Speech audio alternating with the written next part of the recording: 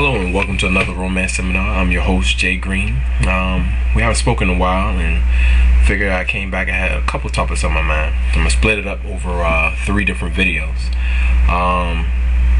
This one in particular is what could have really came of the Million Man March. What could have really came of that?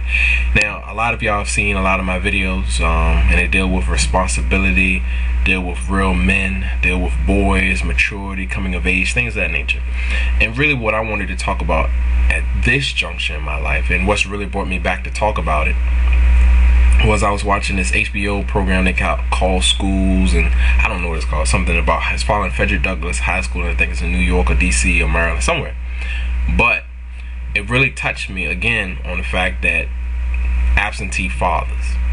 Now, I know I went to the Million Man March, so I know what, what's going on, and people were supposed to go home with a message.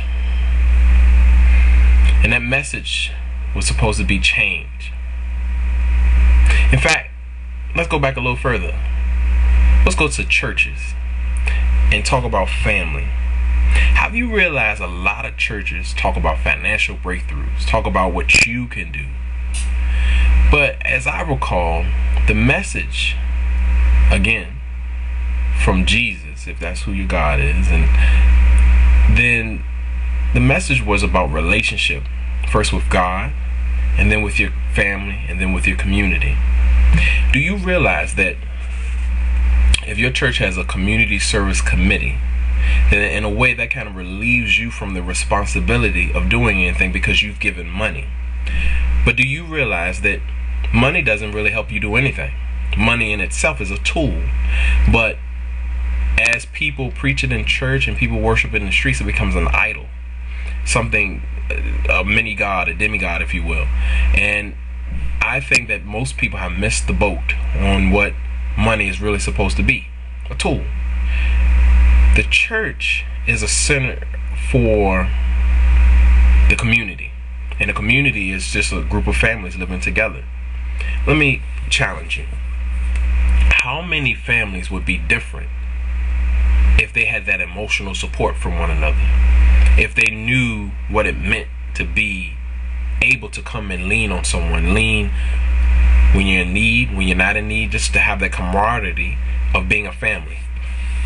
How many less drug dealers will we have, prostitutes, depressed family members? How many times have you gone and volunteered for someone in the community, when, as far as the big brother and big sisters, when your brothers and sisters and cousins and nieces and nephews, they need that guidance just like you give that stranger? So, I mean, I'm touching on it, but really what I'm trying to get across is that in the church, it's about, a lot of churches have missed the message. A lot of Protestant churches, that is non-Catholic, or people that don't follow the Catholicism or the good news, they find that Catholic churches put money paramount and getting blessings and a whole lot of different things. And what I believe is that people have lost their way from the message of Jesus Christ. Jesus also said that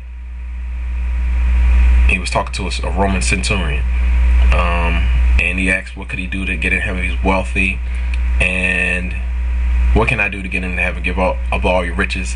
He protested to the fact, and Jesus said, well, it would be easier for a camel to go through the eye of a needle, if I'm remembering correctly, than for a rich man to get into heaven. Then, on another level, it is someone that I think offered Jesus some money, and Jesus said, give unto Caesar what is due unto Caesar, but give unto God what is due unto God.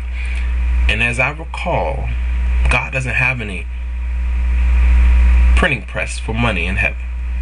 No. Also, Jesus said, I think he was talking to the apostles, love the least among you, and then you are loving me. Community service. That's what I'm getting at. Have you ever seen a mega church that has 10,000 members? You may belong to a mega church with 10,000 members, but have you ever been a part of a church that big? So a church that big, if you imagined it, if everybody gave not money, because by giving money it kind of relieves them of the duty to get out and get their hands dirty. If you go out there and go to a soup kitchen and give soup out to a family, if you go out there and volunteer for Habitat Humanity, if you go out there and interact with the people in need, it changes your perspective. It changes and it strengthens your spirit. So by giving money, you almost wash your hands of that experience. So I'm not talking about good works, and I'm not talking about getting to heaven. I'm talking about a better civilization, a better community, a better family, a better generation next time around. If you had a church with 10,000 members and each church gave 10% of what God gave them, which is life. 2.4 hours a day from 10,000 members to somebody in that community surrounding that church, how different would that community look? How transformed would it be? It becomes infectious when you're helping people. You're getting rid of graffiti. You whatever God blessed you with, you can do. Habitat Humanity, you have these building funds in these churches, and what if the people came and built the church? How much more pride would you have in that building if the members actually built the church? Somebody just took a paintbrush 1-2 hours a day and painted somebody, or cut someone's grass, or purchased groceries, or sat and read books, or did a tutor or something. How different would that community, how different would this Christian world look? How? But they don't preach that. They preach financial breakthrough. They preach committees. And they preach what you can do for yourself to get yourself where you need to go. What about relationship with each other?